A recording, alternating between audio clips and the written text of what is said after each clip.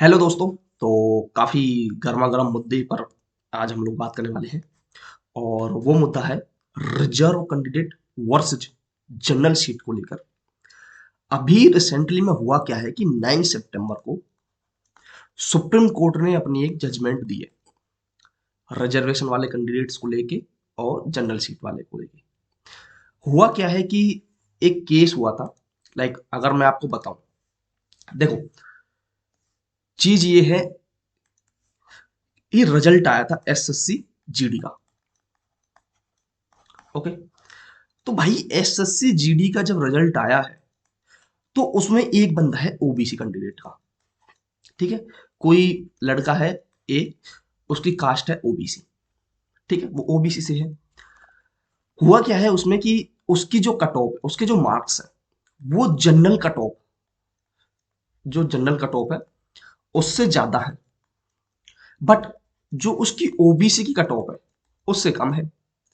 तो इस ए बंदे का कहना ये है कि भाई, जब मैंने जनरल कट ऑफ क्लियर कर ली है तो मुझे जनरल सीट पर सिलेक्शन दे दो। ठीक है। तो इसका कहना यह है कि मुझे जनरल सीट पर सिलेक्शन दे दो।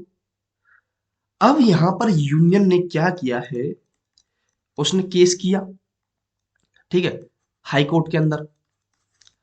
अब हाई कोर्ट ने क्या बोला है, हाई कोर्ट ने बोल दिया था कि भैया, जो क्या कहते हैं कि आपने मेहनत की है, आपने इतने नंबर प्राप्त किए हैं, तो हम ये चाहते हैं कि आपको ये जनरल सीट मिल जाएगी। मिल जाएगी, हाई कोर्ट ने ये बोल दिया। बट यूनियन लेके गई उसे सुप्रीम कोर्ट में। सुप्रीम कोर्ट ने क्या बोला है कि नहीं भैया, ऐसा नहीं हो सकता है। तो इसी को लेकर मैं आपको पूरी चीज बता देता हूं। ठीक है। तो ये तो मैंने आपको बता दिया कि क्या चीज है, कैसे कैसे है। आइए मैं आपको एग्जांपल्स के थ्रू बताऊंगा कि क्या क्या चीजें हैं, क्या नहीं है। ठीक है। उससे पहले हम लोग ये देखते हैं। देखो, इसमें बोला है कि reserve category candidates with higher marks, मान चलो जो ओबीसी वाले रिजर्व है 27% रिजर्वेशन है, एससी वाले रिजर्व है 15% रिजर्वेशन है। ठीक है। और आपके एसटी है 8% रिजर्वेशन है। ठीक है, ईडब्ल्यूएस है 10% है। तो ये जो रिजर्व कैटेगरी कैंडिडेट्स हैं with higher marks can't migrate, migrate नहीं कर सकते भैया to general seat. General seat पर जैसे मान के चलो, अगर ये 100 वैकेंसी आई है, 100 में से 50 सीट जो है वो जनरल सीट है, और आपने फॉर्म भरा है ओबीसी के अंदर, जो ओबीसी की आपकी 27 सीट हुई। ठीक है। और आपकी जो नंबर है वो ओबीसी कट ऑफ से कम है बट जनरल कट ऑफ में ज्यादा है, तो आपको ये जनरल कट ऑफ मिलेगी या नहीं मिलेगी। तो ये बोला है कि कांट माइग्रेट। आपने अगर ओबीसी में फॉर्म भरा है तो ओबीसी सीट ही आपको मिलेगी। तो यही ये चीज बोल रही है कि कांट माइग्रेट, आप माइग्रेट नहीं कर सकते to general seat if rules don't permit, जब तक रूल्स आपको परमिट नहीं करते। ये पूरा केस है, मैं आपको बैकग्राउंड भी बताऊंगा आपको इसका। ठीक है। तो यही देखो तो कि जो हाई कोर्ट है वो फेल्ड हो गया एप्रिशिएट करने में एक्चुअल बैकग्राउंड्स को, मैकेनिकली रिप्लाई। जो एक केस हुआ था 2010 में, Jitendra Kumar Singh versus state of UP and others 2010 का। ओके। तो इसका हवाला देके, इस केस का हवाला देके हाई कोर्ट ने क्या किया था कि उस बंदे को जो ओबीसी कास्ट से था, तो उसे क्या बोल दिया था कि आपको जनरल सीट मिल जाएगी। बट फिर भाई सुप्रीम कोर्ट, उन्होंने सारी चीजें, रूल्स जो है वो अपनी तरफ से बताया उस चीज के बारे में क्या है क्या नहीं है। तो वही चीज मैं आपको बताने वाला हूँ, अब आप देखो। ठीक है। तो चलिए फिर स्टार्ट करते हैं। मैं आपके सामने 3 केस लेता हूँ। ओके। 3 केस ले लेते हैं एक बार। तो यहां से देखिए, ये आपने, मैंने बताया कि आपको ये एसएससी जीडी की भर्ती है। ठीक है, मैं आपको बता देता हूँ। यहाँ जनरल फीस कितनी है, 500 रुपये मैं मान लेता हूँ। ओके। देखो मैं यहाँ लिख देता हूँ जनरल। ओके। ये ओबीसी और ये एससी। ओके। ठीक है। ये टेबल के थ्रू आपको अच्छे से समझ आएगा, मैं इसलिए ये बना रहा हूँ। ओके। अब मैं बात कर रहा हूँ फीस की। फीस है जनरल की 500। ओके। इसकी फीस कितनी है, इसकी फीस है 250। और इसकी फीस जो है एससी की वो है 100 रुपये। ओके। ठीक है भाई। अब अब इसे एज रिलैक्सेशन इसको तो नहीं मिली। एज रिलैक्सेशन जो मिला है वो तो इसमें तो 18 से 23 ही है। इसे एज रिलैक्सेशन मिला है भाई कितना, 3 ईयर्स ज्यादा का, तो ये हो गई 18 से 26। और इसको एज जो रिलैक्सेशन मिला है एससी वाले को, वो मिला है 5 ईयर का, तो ये कितना हो गया, ये हो गया 18 से कितना, जो 23 तक तो थी, तो ये 28 हो गई। ठीक है, ओके। अब देखिए, अब मैं बात करता हूं कट ऑफ की। भाई पेपर हो गया, सारी चीजें हो गई, तो कट ऑफ आई। जनरल की जो कट ऑफ गई, वो गई 98 मार्क्स। ठीक है, एज्यूम कर रहा हूं मैं ये सारी चीजें, ऐसा नहीं है कि सपोज करके लिख रहे हैं अब ये सब। ठीक है, आपको केस समझाने के लिए कि क्या क्या केस है, क्या चीजें है, जो आपको सारी चीजें एक ही बार में समझ में आ जाए। ओके, मैं कट ऑफ डाल रहा हूं ओबीसी की, जो कट ऑफ गई है वो गई है 100 कितनी, 105 मार्क्स। ठीक है, और ये कट ऑफ एससी गई है, मान चलो 95 मार्क्स। ठीक है, ये मैंने आपको पूरा चीज बता दी, फीस कितनी है, एज रिलैक्सेशन कितना है, कट ऑफ कितनी गई है, यही चीज देखते हैं। ओके, अब आता है एक कैंडिडेट ए, ये ए कैंडिडेट है। ठीक है, और ये क्या है, इसकी कास्ट है ओबीसी। ठीक है भाई, अब जब ये फॉर्म भरेगा, एसएससी जीडी का जो फॉर्म भरेगा अब ये, तो फॉर्म में इसने फीस दी 250 रुपए। ठीक है, ठीक है भाई, इसे रिलैक्सेशन भी मिला, 25 साल का है भाई ये, एज रिलैक्सेशन ले लिया। ओके, तो ये दोनों चीजें उसने अपने रिजर्वेशन का बेनिफिट ले लिया स्टार्टिंग में ही।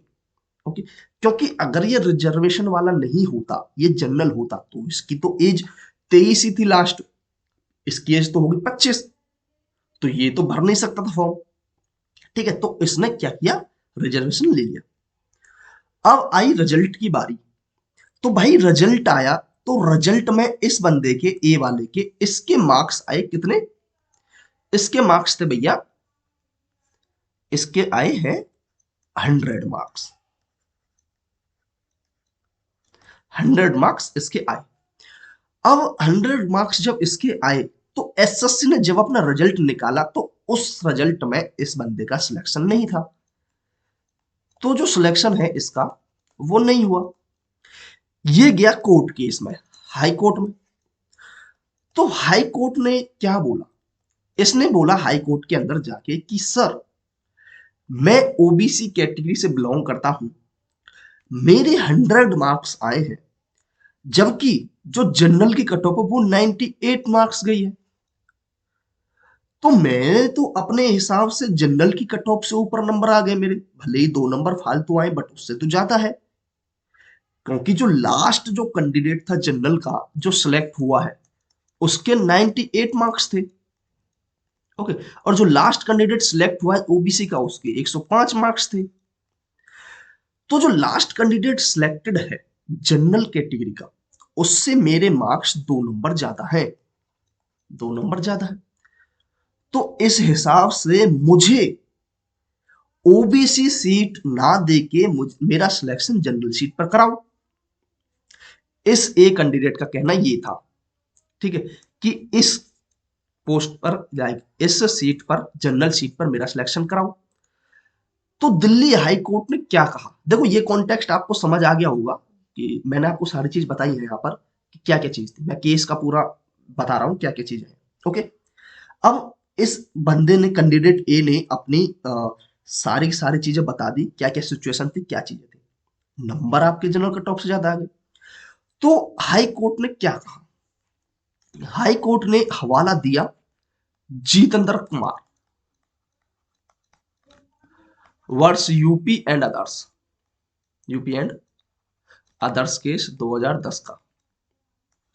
उन्होंने कहा कि भाई ऐसा तो इसमें भी हुआ था कि जो रिजर्व कैंडिडेट है, उसके जब अनरिजर्व सीट वाले बच्चे से ज्यादा नंबर आए हैं, लास्ट सिलेक्टेड जो बच्चा था जनरल कैटेगरी का, तो उससे ज्यादा नंबर है, तो उस रिजर्व कैंडिडेट को जनरल सीट दे दी जाएगी। ओके, तो ऐसा बोला था। तो ऐसा बोल के हाई कोर्ट ने बोल दिया कि भाई कैंडिडेट ए को जनरल सीट दे दी जाएगी। अब भाई यूनियन जो थी, उसने क्या किया, उसने केस किया सुप्रीम कोर्ट में, क्योंकि अब देखो इन्होंने क्या कहा, इन्होंने बोला इन्होंने कि भाई सर जो एसएससी है उसके कहीं भी नोटिफिकेशन में, ठीक है, या कहीं भी रूल में ऐसा नहीं लिखा हुआ है कि भाई अगर कोई रिजर्व कैंडिडेट है उसके मार्क्स जनरल कैंडिडेट से ज्यादा आ जाते हैं तो उसे जनरल सीट दे दी जाएगी, ऐसा कहीं नहीं लिखा है, समझे। तो इसी चीज का हवाला देकर सुप्रीम कोर्ट ने यह बोला है कि जो हाई कोर्ट है उन्होंने ये जो केस है इसकी इंटरप्रिटेशन गलत कर दी है। कैसे कर दी है? क्योंकि इस केस में Jitendra Kumar versus UP and others case में ऑलरेडी यूपी गवर्नमेंट ने अलाउ किया हुआ था कि कोई भी कैंडिडेट जो रिजर्व कैटेगरी का है उसके मार्क्स अगर जनरल कैंडिडेट से ज्यादा आते हैं तो उसे जनरल सीट दे दी जाएगी। बट यही इस केस में एसएससी वाले में ऐसा कहीं नहीं लिखा हुआ भाई। जब तक संगठन, जब तक ऑर्गेनाइजेशन, जब तक वो संगठन खुद से अलाउड नहीं करता कि भाई रिजर्व कैंडिडेट को जनरल सीट दे दी जाए, तब तक वो सीट नहीं मिल सकती। आपने जिस कैटेगरी में फॉर्म भरा है आपको वही कैटेगरी में सीट मिलेगी, उसी कैटेगरी में सिलेक्शन होगा आपका, सीधी बात ये है। तो आप लोग कहानी का कॉन्टेक्स्ट समझ गए होंगे कि क्या है, सुप्रीम कोर्ट ने क्या बोला, हाई कोर्ट ने क्या बोला। ओके, तो अब सुप्रीम कोर्ट के अकॉर्डिंग जो कैंडिडेट ए है उसे क्या होगा, जो ओबीसी सीट थी उसकी, क्योंकि वो ओबीसी कैटेगरी है, तो ओबीसी कैटेगरी में कट ऑफ गई थी 105, और जबकि जो जनरल सीट पर जो जनरल है उसमें कट ऑफ गई थी 98, और इसके जो मार्क्स थे 100, तो उसके बेसिस पर इसको सिलेक्शन नहीं होगा, क्योंकि इसी की अपनी खुद की कैटेगरी जो ओबीसी थी उसमें इसके मार्क्स 5 नंबर से कम रह गए। भले ही उसके जनरल कैटेगरी में 98 मार्क्स से ज्यादा थे, 2 मार्क्स, बट यहां पर कहीं भी एसएससी के अपने नोटिफिकेशन में या उसके नोटिस में या उसके रूल्स में या उसके रेगुलेशंस में कहीं पर ये चीज नहीं थी कि भाई रिजर्व कैटेगरी का बंदा अगर जनरल कैंडिडेट से ज्यादा नंबर ले लेगा तो उसे जनरल सीट दे दी जाएगी, तो ऐसा नहीं है। ठीक है भाई, तो इसमें Jitendra Kumar versus UP and others 2010 का केस आया था, जो जजमेंट थी। एक और जजमेंट मैं आपको दिखा देता हूं। देखो इस जजमेंट में ये रही वो जजमेंट, इसमें ऑलरेडी ये चीज मैंने आपको बताई कि अलाउड माइग्रेशन, कि माइग्रेशन अलाउड है Jitendra Kumar Singh word state of UP and others 2010 में, but only because UP rules permitted, क्योंकि उन्होंने अपने रूल्स में इसको परमिट किया हुआ था, अलाउ किया हुआ था कि भाई आप माइग्रेशन कर सकते हो। ठीक है, अब यहां पर ये देखो एक और केस था Saurabh Yadav versus state of UP 2020 का। इसमें बोला था कि माइग्रेशन जो है वो अलाउड तो हो सकता है, केवल कभी तभी कब होगा, या तो आपने no age relaxation is avail. अब खुद सोचो ना, उस बंदे की एज मान के चलो वही ओबीसी बंदा है, ठीक है, उसकी एज 22 है और उसने फीस 500 दी है। ओके, अब भाई भले ही वो ओबीसी का है, अगर वो उसकी एज 22 है क्योंकि जनरल की 23 थी और फीस 500 है तो जनरल की फीस उसने दी है, ठीक है, और एज भी उसकी उसके क्राइटेरिया में है, और अगर तब इसके 100 मार्क्स आते तो इसको जनरल सीट मिल जाती, क्योंकि ना तो इसने ओबीसी वाला जो रिजर्वेशन का फायदा था वो उसने नहीं लिया, तो no age relaxation is availed, या तो उसने एज रिलैक्सेशन नहीं लिया और नो रूल्स बार, ना ही कोई रूल्स उसको क्रॉस किया है इसने कि भाई मैं तो फीस में रिलैक्सेशन मिल गया मुझे, मेरी मैं ओबीसी से था, मुझे 250 रुपए देने थे, मैंने 250 रुपए दे दिए, जबकि जनरल की 500 थी। तो ये इस केस में बोला है Saurabh Yadav versus state of UP में कि माइग्रेशन हो सकता है, अलाउड हो सकता है, ऐसा नहीं है कि नहीं हो सकता, अलाउड अलाउड हो सकता है, बट उसके लिए कुछ कंडीशंस है, आपने कहीं पर रिलैक्सेशन नहीं लिया है तभी ऐसा होगा। ओके, तो भाई ये था पूरा एक कहानी का कॉन्टेक्स्ट, और इसी के ऊपर दबा दब भाई साहब यूट्यूब पे वीडियो चल रही है ये वो ऐसे ऐसे, तो बहुत सारे वीडियोज में मैंने देखा था कि बच्चों को समझ नहीं आ रहा था कि क्या है कैसे है, कंफ्यूज ज्यादा हो रहे थे, तो भाई मैंने आपको एक ये चार्ट के थ्रू समझा दिया है पूरी पूरी कास्ट का सिस्टम कैसे क्या चीज़ है, ठीक है। तो I hope you understand. Thank you, thanks for watching, मिलते हैं नेक्स्ट वीडियो में।